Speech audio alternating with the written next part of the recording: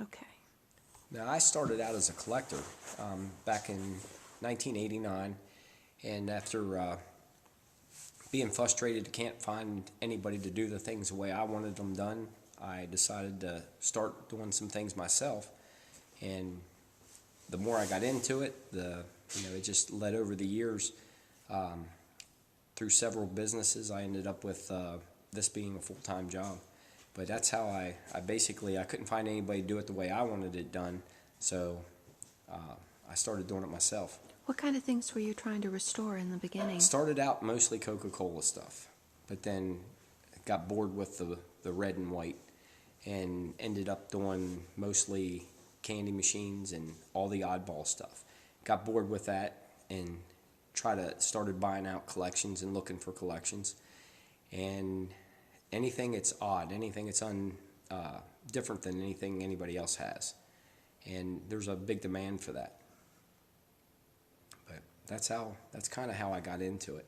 And after selling all my businesses, I decided to strictly do this full time. And with the customers I've created over the years, I've been fortunate enough to be able to do this full time. I do fairly well at it. Not setting the world on fire, but I do okay, enough to make a living. So but it's fun. I couldn't see doing anything else. You go to a lot of shows? We do about 7-8 shows a year. What are some of the shows? I saw you at the Hershey show, right? Right. We do the Hershey show. I do the Mecum Auto Auction, a couple of the Mecum Auto Auction shows.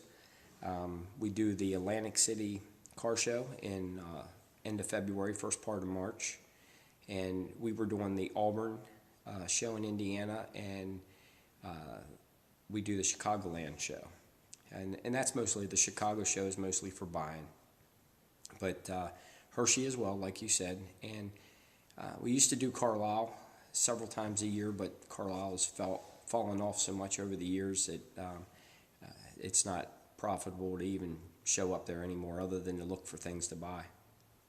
But a handful of shows keeps me busy, along with the regular customers that I have. Do you work strictly out of the shop that you set up at home? Yes, we work out of we have there, and of course we're in the warehouse right now that I have. And between the shop and the warehouse, we do 99% of all the work there. Are you working by yourself these days?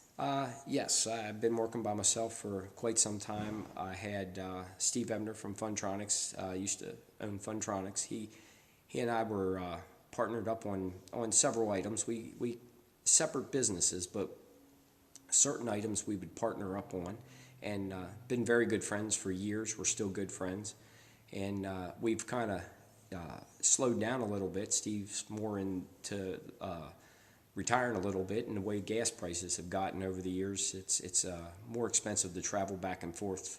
He's a half hour away, so it's, gas is expensive now. So him and I, we still do a few things together, but not as much. We still do the shows together, and but it's been fun. Are you from Hagerstown? Yes, pretty much Hagerstown all my life. I've been here since I was a kid, born and raised, pretty much. What would you like to get into next? Retirement. Yep, retirement. No. Any area of collecting or restoring that interests you that you haven't touched on yet? No, I think maybe dabble in a little bit of the cars. I just really don't want to restore the cars. I'd rather buy them restored and just do the auction scene, then run them through Barrett Jackson and Mecum. I'd like to do a little bit of that. But I've been retired, I tell everybody, for the last 30 years. So it's I've actually been doing this since about 1989, along with my other businesses that I had. And I guess since I've been doing this full time, it's like being retired every day. How did you learn to do the restoration? Did you find someone who already knew and get them to teach you? No, I just myself. I just self-taught. I just started tearing the machines apart, and a lot of long days and nights, a lot of frustration. But any early disasters that you put a lot of time into that didn't turn out quite right? There have been a lot of disasters. Yeah, there have been a lot of disasters, but for the most part, it's been good. It's been good. It's good customers. Good customers keep things, enables me to be able to spend the time and the money on some of these machines. Some of the stuff I restore is way beyond what anybody in the world would do. But you have a particular customer that they want every single nut and bolt, every spring, everything polished, whether it's inside the machine or outside the machine. And that's what we've become known for. I mean, our attention to detail. And the reason we're allowed to do that is because we have customers that enable us to do it because they're paying the bill. And which is nice because I can do some of the finest machines in the world because they're paying for it. And it's nice. Self-gratification after everything's done is far better than all the aggravation I get while I'm doing it. Are there any pieces in here that you personally restored that you would like to point out? The wood grain candy machine up there, I done that machine. That's actually a painted finish on there. That's not a vinyl. That machine inside and out is probably one of the, I would say it's probably one of the top restored pieces in the country. It's phenomenal.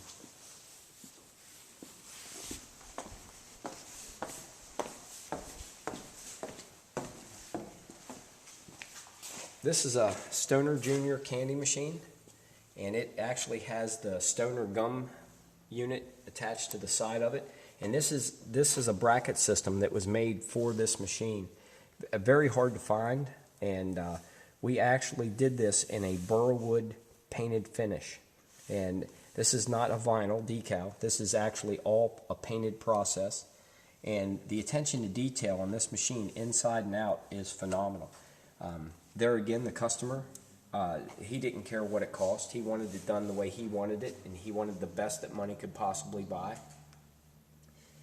The gum unit inside is done just like the outside you see. Everything flawless, no dents in the machine. The back of the machine is painted as nice as the rest. And I'd be happy to open it up and show you the insides. The door's going to swing that away.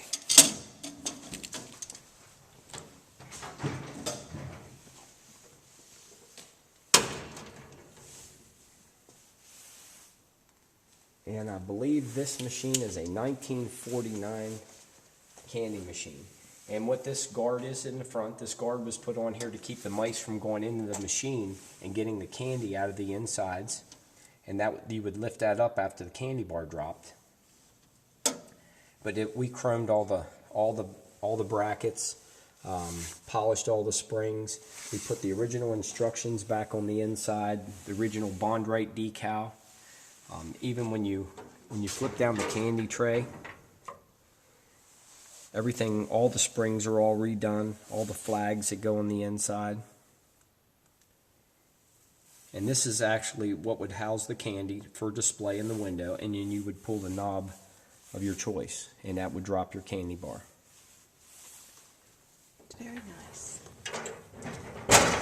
But you would not know this was not a 1949 candy machine. And we even tape off the edge. We ran our wood grain finish onto the inside and then painted it, and you can't even feel the transition in the paint. It's probably one of the finest examples of wood graining that you're going to see anywhere.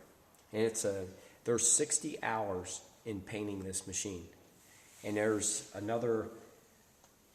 about another 7 or 8 hours in painting the gum unit on the side. Wow. And that's 60 hours worth of work just painting this. It's a lot of time. Thank you. That's very nice. Sure.